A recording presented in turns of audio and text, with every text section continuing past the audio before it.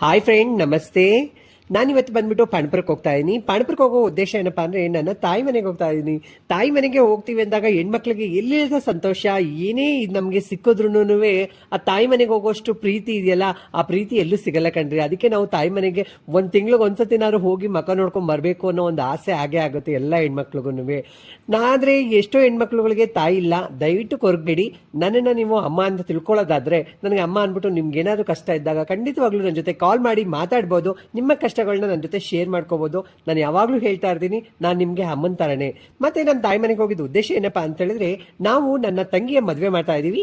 ಎರಡನೇ ತಂಗಿದ ಏನಪ್ಪಾ ಅಂದ್ರೆ ಚೌಟ್ರಿ ಫಿಕ್ಸ್ ಆಗಿದೆ. ಆ ಚೌಟ್ರಿಗೆ ನಾವು ಅಡ್ವಾನ್ಸ್ ಕೊಟ್ಟು ಬುಕ್ ಮಾಡಬೇಕು. ಸೊ ಮದುವೆ ಬಂದ್ಬಿಟ್ಟು ಮೇ ತಿಂಗಳಲ್ಲಿ ಆಗೋದ್ರಿಂದ ಚೌಟ್ರಿ ಹೇಗಿದೆ, ಏನು ಡೆಕೋರೇಷನ್ ಯಾವ ತರ ಮಾಡ್ಬೋದು, ಏನು ಎತ್ತ ಅಂತ ನಮ್ಮಲ್ಲಿ 108 ಚರ್ಚೆ ಮಾಡಿ ಕೊನೆಗೆ ಒಂದು ನುಗ್ಗೆ ಸೊಪ್ಪು ಉಪ್ಸಾರು ಮಾಡಿದ್ರು ಕಣ್ರಿ. ತುಂಬಾ ಬೇಜಾರಾಯ್ತು, ಆದ್ರೂ ಖುಷಿಯಾಗಿ ಊಟ ಮಾಡಿದೆ. ಯಾಕಂದ್ರೆ ನನಗೂ ನುಗ್ಗೆ ಸೊಪ್ಪು ಉಪ್ಸಾರು ಅಂತ ಹೇಳಿದ್ರೆ ತುಂಬಾ ಇಷ್ಟ. ನಮ್ಮನೇಲಿ ಮೊದಲೇ ಪುಳ್ಚಾರು. ನಾವು ಇನ್ನೇನ್ ಮಾಡಕ್ಕಾಗುತ್ತೆ, ಮುದ್ದೆ ಉಪ್ಸಾರು ಮಳೆ ಉಳ್ಳಿ ಇದನ್ನೇ ಮಾಡೋದು ಜಾಸ್ತಿ. ಇವತ್ತಿನ ವಿಷಯ ಇಷ್ಟೇನೆ. ನಿಮ್ಗೆ ಇಷ್ಟ ಆಯ್ತು ಅಂತ ಹೇಳಿದ್ರೆ ಲೈಕ್ ಮಾಡಿ, ತುಂಬಾ ಇಷ್ಟ ಆಯ್ತು ಅಂತ ಹೇಳಿದ್ರೆ ಆದಷ್ಟು ಶೇರ್ ಮಾಡಿ ಅಂತ ಹೇಳ್ತಾ ನಾಳೆ ಲಾಗಲ್ಲಿ ಸಿಗ್ತೀನಿ. ಬಾಯ್ ಬಾಯ್.